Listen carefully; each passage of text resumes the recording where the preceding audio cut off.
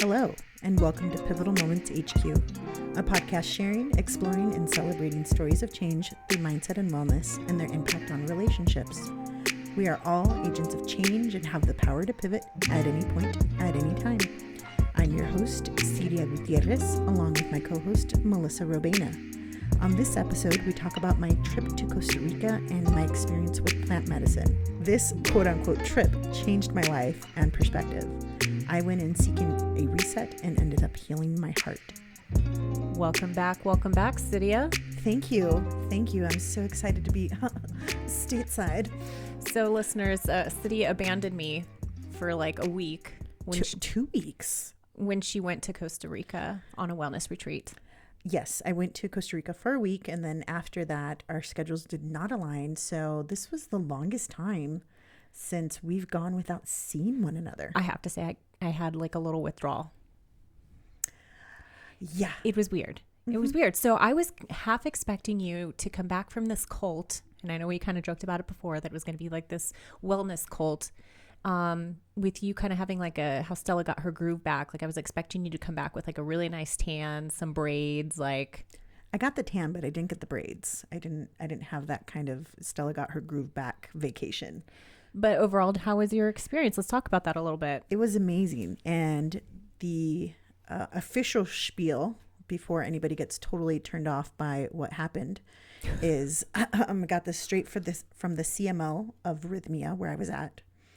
I did some plant medicine in a licensed center in Costa Rica that is run by some clinical people and the Ministry of Health, and it was very effective medically. Is that like the disclaimer? No, it's not a disclaimer. That is just, here's how you can talk about it in spaces where people may not be as open to what is going on in the jungle in Costa Rica and other places, but mostly Costa Rica. So let's back up a little bit. So like what prompted you to kind of take or like participate in this retreat? Well, in our last recap, we talked about the fact that a lot of shit has changed, right? So at the beginning of the summer, with all of the changes and with really figuring out my business and where things were going, cases and all that stuff, I just got to a point where I was like, I want a break. I feel like I didn't really get a break because, you know, maybe there was like 1 or 2 days there, and then it was just what's going on with my case, like, you know, then it's, I guess I'm signing people. I need to come up with paperwork. I need to come up with all these other things. And so I just kind of got it in my head, and I was talking to my coach about it, and he challenged me. He's like, you know, book something and go somewhere. And I was like, you know what? Yeah, I'm going to do it. And I kind of looked at my calendar, and I figured between my obligations from hostage to hero and really those ones, because everything else kind of cleared out on my calendar, I had this 1 week that I was determined to do something, and I didn't know what that was. And I thought, okay, well, you know, I had a couple different options. Maybe I would go to Guatemala. Like that was something I thought about. And that one probably would have been a longer trip, maybe like a month in Guatemala, make sure I say it right. And just kind of exploring things. It's like, I don't necessarily want to be away. If I were single, yeah, I'd probably spend a whole lot more time away. But I'm not. I'm in a relationship, and you kind of want to be around for that stuff. We've got the podcast, and, you know, and I'm doing things. So I knew it was this 1 week. And so how it really came about was I was going to go to Central America, and I mentioned it to my mom, and she was like, well, if you go to Central America, don't stay with family. And I'm like, I just lost my regular source of income. Like, why would I not go stay with family? But she planted the idea of staying in a hotel, and I just completely rebelled on that. I was like, fuck that. If I'm going to Guatemala, I'm not paying for a hotel. Mind you, this is her fantasy. Her fantasy is to go there, stay at a hotel, visit her family when she wants, have them come visit her at the hotel. I'm pretty sure that's like every person's like ideal family vacation. Like, cool, you stay at the house. I'm going to head back to the hotel. See ya. Yes, and maybe it is. But for me, I was like, no, then like, what is the point? If I'm going to pay for a hotel, I'm going to go anywhere else in the world. And at the same time, one of my friends, his wife went down to Costa Rica for a wellness retreat. And that was the first time wellness retreat entered my vocabulary as like, oh, that's a thing. Like, I didn't know people did that. Like, I've heard of different all-inclusive resorts, and you're going there and you're drinking and, you know, that kind of stuff. But like a retreat that was meant to help you just be well, it's like, well, okay, well, if I'm trying to be a mental health advocate, like that seems like it would be interesting. And so I started looking at different things, and I'd show Matt the different options. He's like, you don't do yoga here.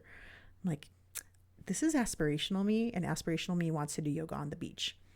Okay. I think I'd basically do almost anything on the beach, right? So yeah, no. So what was your intention? So, I mean, the wellness retreat sounds nice, but so you book it, but what is your intention for going? My intention really was to get a reset. I was like, you know what? It's going to be a pause. It's going to be a reset. I'm going to take this time, give myself this time. And even, you know, deciding to book it, there was a difference. Like I narrowed it down to 2 places, and I was starting up my vocal lessons again. And that vocal coach was like, hey, give yourself permission to go to the one that you really want to. Because I was talking about Rythmia as very aspirational. I was like, oh, you know, I want to do this. And, you know, even Matt had mentioned, he's like, that's like something like Real Housewives can do. Like that's a very pricey, like out of reach. And that's kind of what it felt like. And Thomas was like, no, there are people with more money than you going there, and there are people with less money. Thomas, your vocal coach? Yes, okay. My vocal coach. And so then he's like, give yourself permission, like really give yourself permission. And so, you know, I looked in the mirror. I was like, Siria, you have permission to go to Rythmia. And he just kind of stopped and looked at me and was like, no. He didn't say no, bitch, but he probably could have. He's like, I'm talking about real permission. And so then he had me repeat really profound permission, where it was just like, you know, I've worked really hard. I haven't given myself a break like this before. It's going to be a transformative experience. And I was really believing what he said. And so then when I finished doing my research on the financial part of it, I was like, oh, it's actually not that bad. And so I said yes to all of it. So your intention there was to go for a reset. And I remember before you left, you had me look at the website, and we were kind of laughing at some of the things that the package included. Yes. We won't go into all of that. But we can, because they were making fun of me so hard for this, guys. But what's interesting, though, is when you're looking at the reviews, they talk about like the transformational, like life-changing experience that participants had. And so like for me being, you know, the skeptic that I am, I was like, okay. But I mean, you came back, even before you came back, like the texts on WhatsApp were just so different. So let's kind of delve into that. Like, tell us a little bit about what happened there. What didn't happen? Like, it was just okay. So part of this resort, what they do there is they offer plant medicine. And if you have not heard of plant medicine, you are not alone. A lot of people have not heard of it. I had no clue what it was. And really neither did I. Once I'd booked it, I was like, oh, okay. I was like, all right, this plant medicine thing. And we're not talking about weed. I feel like a lot of people know what weed is. This is, I mean, can we say it on air? Yeah. No, we it's can totally ayahuasca. I had never heard of ayahuasca, but if you Google it and you look at some YouTube videos, you'll see some like people that have really positive experiences and other ones that have like the worst trip of their life. Yes. So the key ingredient in the ayahuasca tea, which is made from the ayahuasca vine found in the Amazon and brewed, you know, we'll just say in Colombia, that might give you a little bit more information. But the key ingredient is called DMT. And so it's Why are you trying to pronounce it? It's DMT. DMT, dimethyltryptamine. There we go. Was that necessary? Dimethyltryptamine. I'm not even saying it. I know you're correct. Not. So it is a plant-based item. So they brew it with the teas, and it's blessed with the shamans. And what they've actually found, it was King's College of London, Dr. Raphael, he did a study there, and they found that one exposure or one treatment event, which would be like this retreat, has long-lasting benefits, including decreased depression, anxiety, and improved mindfulness, self-compassion, and well-being.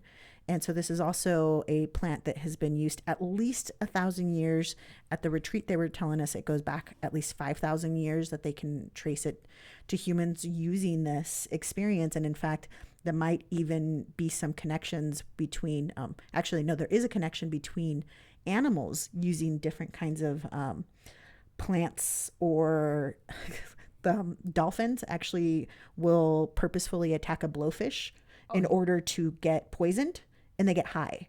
And so the scientists believe that there might be a connection between animals such as monkeys getting high on natural substances that led to the evolution of man and walking. So it's pretty fascinating stuff. So it is something that, is our birthright, damn it. So what does this tea do to your body chemically? Do you know?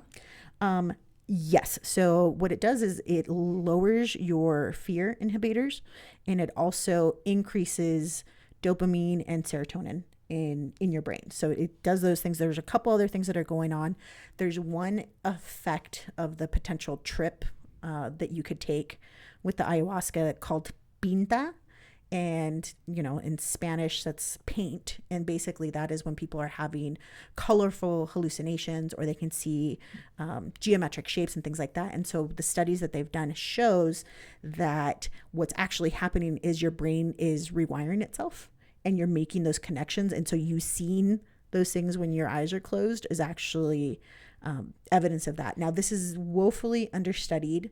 It is not legal in the United States. It is considered a Schedule I drug. But my therapist told me today that it is in trial 3 of clinical testing to actually be used for therapeutic purposes, because that's really the main benefit that they've found with DMT and a couple other substances, is the psychological benefits. So we've talked about this. So it almost sounds like, so we've talked about this on the show where, life happens and we form habits or ways of doing things. It sounds like this plant-based medicine almost invites neuroplasticity to take place, which we've talked also on the show. So you're rewiring and you're being able to maybe see or uncover new things, ways of being and doing because of this. Exactly.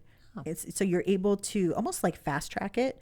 And so Dr. Jeff, the CMO at Rythmia, he was talking about how this can basically help people with addiction, help them stop their addictions. The founder of Rythmia, he no longer is doing any of the shit he was doing before, which was a lot of drinking, a lot of alcohol, womanizing. He just stopped.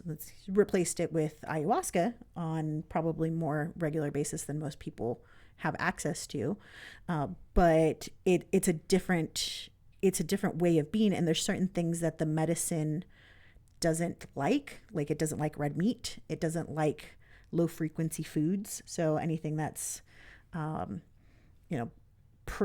highly processed foods are things that come to mind. So it was all plant-based diets. Everything was organic, just very healthy stuff. And so even though we've joked around that this is a cult that I've joined, I'm like, this is a pretty good cult. Like, I'm eating healthy. I'm being much more mindful about the substances that are going into my body.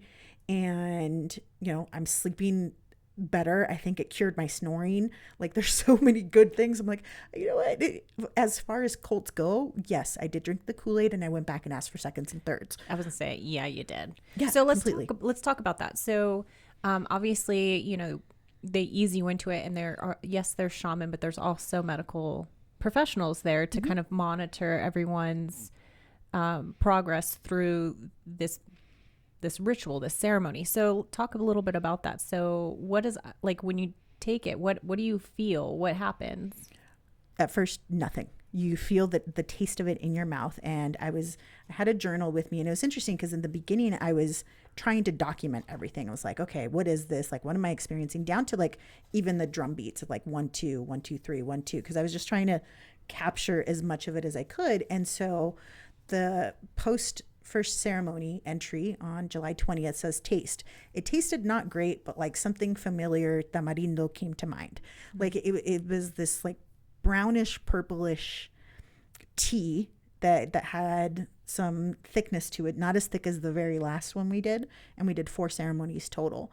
And I just kind of took notes of my experience. And what it does is it creates a purge for the person taking it, and that purge can take place in a number of different ways. It can be an actual purge of vomiting. It could be sweat, tears, diarrhea, yelling, screaming, just a variety of different things. It's going to be whatever it is that you need. And for some people, they experience absolutely nothing. So for my first night, I experienced having to use the restroom, but it wasn't too bad. It was like, okay, so that was part of it. And sweating. Those were the main things I had.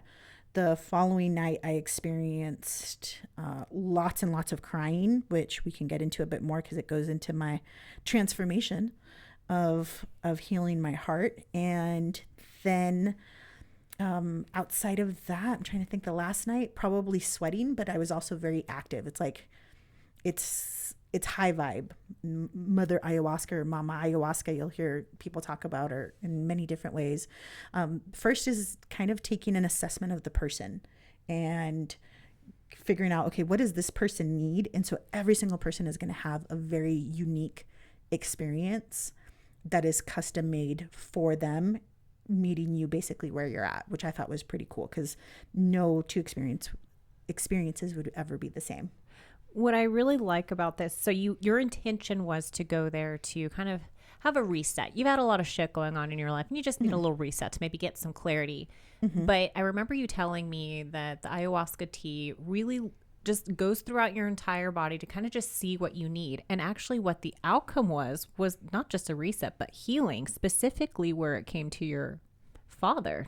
Yes, my daddy issues are gone, y'all. Gone or like diminished? No, like gone. Like gone. They're gone. And the reason I feel so confident saying that is part of my experience with the second night was this realization that I'd been holding on to this belief that I'd ruined my parents' life by being born, which is pretty heavy stuff, right? And, content warning, those things led me to think of other things, such as being suicidal, drug use, sexual activity at a very young age, and frankly, being pretty promiscuous without really caring about what was happening. The consequences. Right. The consequences, nothing of that. And I realized that all of that had to do with this idea that somehow I'd ruined their lives. And what became clearer the older I've gotten was that really it seemed to be more attached to my dad than to my mom. And what really came out during that ceremony was it was directly attached to my dad, but it was also bullshit. Like, he's 61 years old, and the reason he's 61 years old is because I was born. Like, making that connection and just knowing, like, that bond, for whatever reason, just it's almost like it snapped back into place. It was like, yep, this is what you were missing, was that connection with your father in such a deep, profound way that all I wanted to do was come back to give the man a hug. Well, I remember you even mentioning that because I think you had said before that your father wasn't a happy person, that the only reason why he was even alive was because of you. And I might have said it before, but like I really felt it this time. And I was thinking and reflecting on his life, what he's been through, and even just the fact that his name, when was the last time someone said his name with tenderness, with love, with care? And I thought, you know what, with the relationship he has with my mom, it probably hasn't been a while. My little brother wants to change his name. He's named after him. And I just wanted to, call him up and be like, no, you have such a beautiful name. I love your name. Like, I kept saying, my dad's name is Rodolfo. I kept saying it over and over again. And for the first time publicly, I had nothing but nice things to say about him because I just felt so proud to be his daughter. And, this is what I told the group. It's like, I have my father's eyes. I have my father's nose. And, I'm so proud to be his daughter and know that everything that I have become is because of him, not in spite of him. And so getting to that place of just gratitude and just knowing I've got nothing but love for him, and really the medicine telling me, you have to tell him. And it was funny because I went to therapy earlier today, which, I also feel like I don't need anymore. So I'm going to heavily pull back on that as a tool in my toolbox, but not something else. And so I was mentioning this to her of, Melissa and I have talked about it before, and we've even talked about it on the podcast where, Melissa's been able to have some really hard conversations with her dad. And I'm like, I just don't know that I could get there. And I don't know that I can, air my grievances or ask some of the questions that I wanted to ask. And what really came out was, you know what? None of it matters. It does not matter. Like, it is what it is. I wanted to make sure that from that moment forward, he would know that I love him. And that's all that matters. And that I let all of that stuff go. And so part of the ceremonies, they have a fire pit going outside the Maloka, the ceremony space. And they said, fire is a powerful energy. It's a powerful entity. If you go to the fire to throw in your stuff, it's going to take it away, but you have to be serious about it. And so at some point during this, profound experience, I went to the fire and I just said, take it away. Take it away. And I was there and I was sweating and I was just letting go. It's like, I want to let go of all the hate, the resentment, the sadness. I'm not carrying any of this forward as of today, ever again. And in fact, what I want to do is I want to go back to my life to be all of me, and not even just the best version of me, just be all of me and fucking blow up. Like, I mean, that's the only way to put it, because that's what I wanted to do. And that's still what I want to do. And just know that there are certain things that I can do. Even being a lawyer, like I came back with resolve about still wanting to be a lawyer. I was like, yeah, fuck yeah, I'm going to be a lawyer. I'm good at this. And this is what's going to help launch me. It's not the only thing I can do, but this is what I can do to have other things that I want to do, like being able to, retire my dad. Like that was something I came back with, which I know I've never thought about before. You've thought about paying them out before. I've thought about paying them out, which was totally a different motivation. Yeah, because I think you said you wanted to pay them off. I wanted to pay them off and be like, here's your money. Like, leave me alone and never see me again. This was a totally different space. What a huge shift. Because I know when you came back, you said you wanted to connect with your dad. I think you even asked me for some places that aren't too fancy, but not too casual. Like, so did you end up meeting up with him? We did. Thank you. You gave us a great recommendation for this nice little cafe here in on the west side near Summerlin of Las Vegas. And like, that's all I wanted to do. Like, besides seeing you and Matt, I wanted to see my dad. He was the number one person on my list. And I told him that. Like, I told him that when I was in Costa Rica. I texted him and let him know. And he was just like, I can't imagine the reaction that he had of just getting this text message being like, hey, I'm in Costa Rica. I'm thinking of you. I just want you to know I love you. It was basically what I said. And then when I came back, I was like, I want to see you. And he's like, of course. Like, if you... of course I'll make time to see you. Like, everything was just this positive experience. And so we ended up going to this cafe. He was Matt came home Sunday night. Monday night, I was having this outing with my dad. And he came up. It's like one of those restaurants where, you order at the counter and then they come out and bring you your meal. And so we met there. So he gave me like the normal hug we would give each other. But then when we found our table, I was like, okay, now I need to give you a proper hug, because that's what I really wanted to do, was just give him like a really long hug. And I got emotional, and he was just like, where is this coming from? I was like, I have to tell you about this experience I had. And so I did. And so like, I managed to just tell him everything. I mean, I even told him about the suicidal thoughts. I told him about all of this other stuff. And he was just like, you've been my greatest joy in life.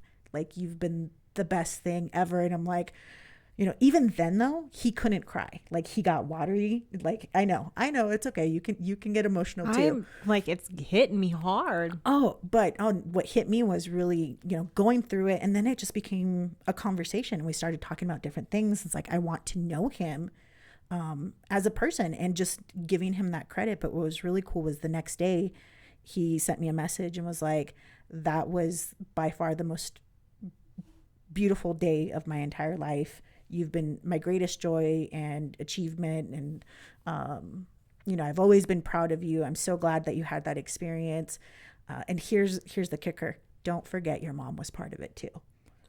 That was probably one of the nicest things your dad has ever said about your mom. Yes. Like giving her credit. And in the meantime, what's going on in the background is my mom's like super jealous. I was going to say, come on now. Oh, no, I still haven't seen her. And it's been, it's only been a couple of weeks, but like you could very much see this whole, wait, why are you giving him attention? Like kind of her popping up.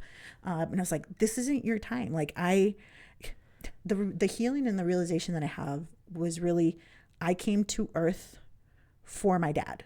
And I don't know if you believe in soul contracts or any of that stuff. I'm still like exploring and very new into all these things, but I just feel that connection that I came and am here for him somehow.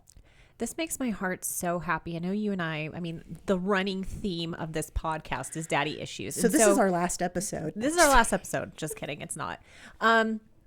But I remember when we were recording Father's Day Dread and even forgiveness, you had said that you weren't ready to have these types of conversations with your dad. Mm-hmm. And really what prompted me to even begin that dialogue with my father was my counselor sitting down and saying, your life, like the pieces will not come together until you resolve the issues with your father. And so it took me months, if not close to a year, just developing that strength, that courage to approach my father with the fear that, okay, he's going to leave because he's not going to like what I have to say, or he's going to be hurt because he's had a pattern of doing that. Mm-hmm. But you had mentioned before we were on air that it seems, you had other revelations about, the law and stuff, but the big breakthrough was your father. But it seems like other things are falling into place since having that breakthrough. 100%. And I love that you used the word courage, right? And that was something that you've built up for yourself and something that I've admired in watching you do this and watching you mend this relationship with your father. And I was like, damn, okay. And what was interesting was that during my I can't even, well, actually, no, I do. So if you want to hear more details about like all of this stuff, I am talking about it on tomorrow's Lawyered episode. So be sure to check that out. It's me rambling for much longer than I probably should. Sorry about that. But one of the things was that the shaman came over, and at some point I had, 4 or 5 of them around me, helping me heal this wound. And this beautiful young woman, she starts talking to me in Spanish. She's like, sos valiente, you're brave. And my therapist talked about it today. She's like, you had to face your biggest fear, which was this issue with your dad, and the bravery and courage that it took for you to do that.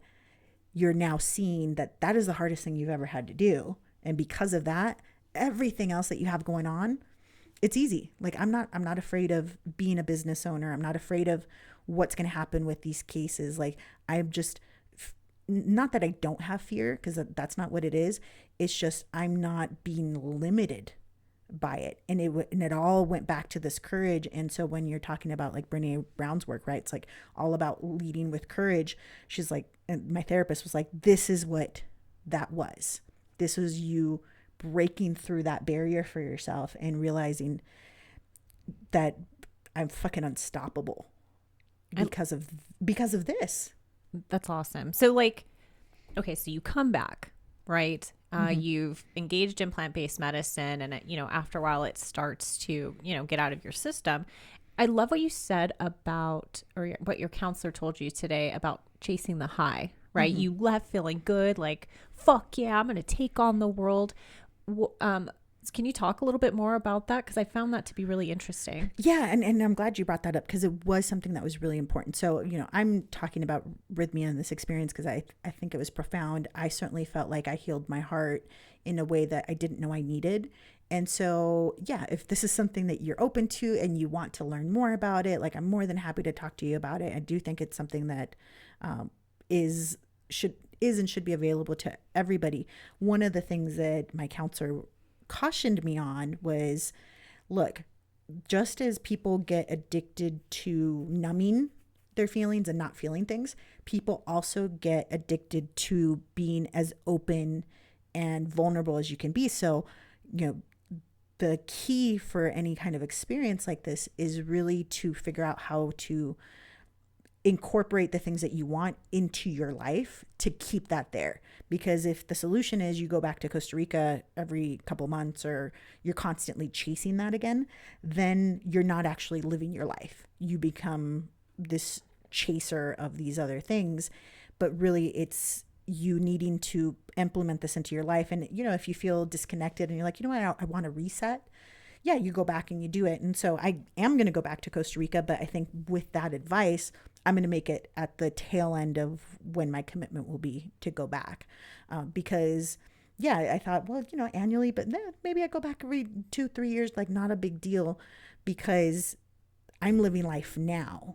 And if you start living life just for those moments or those trips, then you're not really doing the work. And so really it's because I've done so much work and I have all of these tools and skills, how do I keep this here? And if I want to live this more open-centered, heart-centered life, which I've been doing, like I'm on a love tour, y'all. Like I love everybody right now.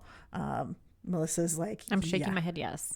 Mm-hmm. Mm-hmm. But it's not, it's again, I'm like, what a great cult to be in. Like what's wrong with this? Like, I don't see what's wrong with wanting to be in a space where, I do love my clients. I love my legal clients, my coaching clients, the people that I'm interacting with. And if I'm leading from this heart-centered place, I just don't see how it can be bad. I can see how I would protect myself and do those things, but being intentional with how I want to live my life, I think they're all good things. No, absolutely. I mean, it was just when we were looking at the website and everybody was like wearing like all white or very flowy clothes. And I'm like, oh man, where are you going? You're not coming back.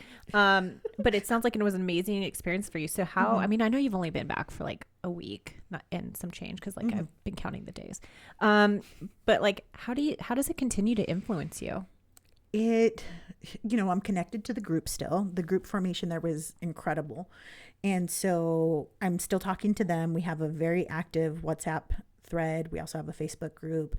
So there's that connection. But I also came back and I read a book on plant medicine, which is where I learned about the animals that, apparently animals like to do it too. And so it was like, oh, okay, this is really interesting. So the book I was reading is called Stealing Fire. And it basically talks about how Navy SEALs, Silicon Valley, and other high-level executives, like that's part of what happens at like Burning Man. Well, yeah, it's these psychedelics, but they're doing it to reach this other level of consciousness, and how these people who are doing it are doing it because of the community and the higher level of consciousness, and it's impacting all of us. We just don't know it because we're not the ones actually using the psychedelics. I've read research on that it actually does help improve innovation, because again, kind of what you were talking about, like it invites neuroplasticity, so they're able to open up their minds and remove these mental constraints that we may not even be aware that we have, to kind of conjure up new ideas and ways of doing things, technology, all of that stuff, which, like you said, we as regular civilians get to benefit from. Yeah, we get the benefit without even knowing that is what is happening and going on. And so it's one of those really interesting just little tidbits. It's like, oh, this is happening, and it's happening everywhere. Even if it's not, technically sanctioned, people are doing it. That is one of the things that's happening at Burning Man. And even the resort that I went to, which by the way, is the #1 rated resort in the world on TripAdvisor by the customers, and they've had almost did you say 5,000? No, over 9,000. Oh, 9,000. Over 9,000 people that have been there, and something like 97 point something have experienced their miracle. Life-changing miracle. A life-changing miracle. Read yes. their website. That's what it says. This is not an ad, by the way. This is just my profound experience with this, and I happen to be a podcaster, so we're talking about it. But Jerry, who founded Rythmia, he did all of that, and he will say that he got it from the moon. He got it from his trips on ayahuasca over a short period of time, where he was about to open up. This is so crazy. He was about to open up a chain of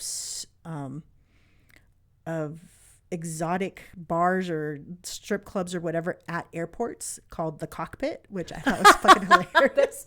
That's pretty good. That's pretty clever, pretty witty. He was about to do that, and he swears that the moon, that's how ayahuasca talks to him, told him, no, you're not going to do that. You're going to buy property in Costa Rica and you're going to build a resort and a healing center.